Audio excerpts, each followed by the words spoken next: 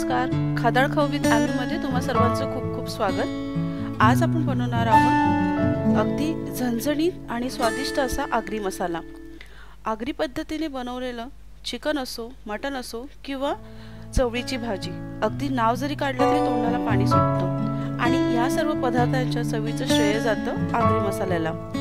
4 प्रकारच्या मिरच्या आणि 15 पेक्षा जास्त गरम मसाले वापरून हा आगरी मसाला बनवला जातो।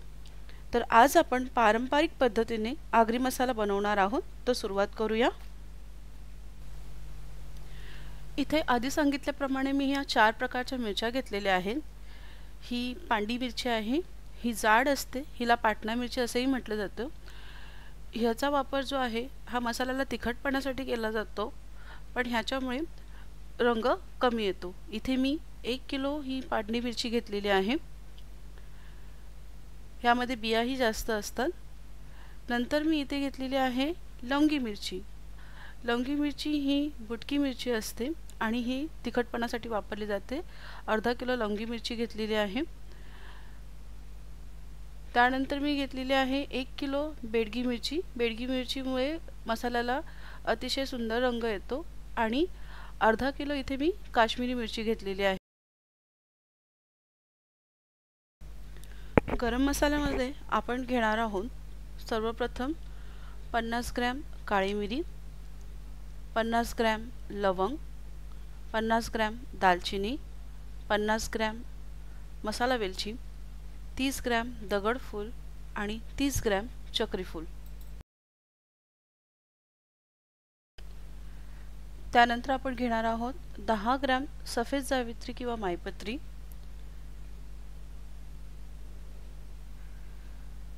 10 ग्रॅम नागकेशर, 10 ग्रॅम जावित्री, 20 ग्रॅम त्रिफळा, 30 ग्रॅम खसखस आणि 30 ग्रॅम बडीशेप।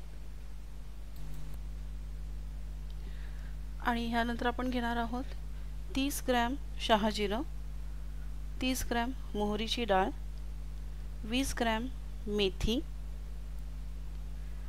30 ग्रॅम तमालपत्र, 50 ग्रॅम जिरं आणि पाव किलो धने घ्यायचे आपल्याला। त्याचबरोबर आपल्याला लागणार आहे 100 ग्रॅम हळद आणि 2 जायफळ।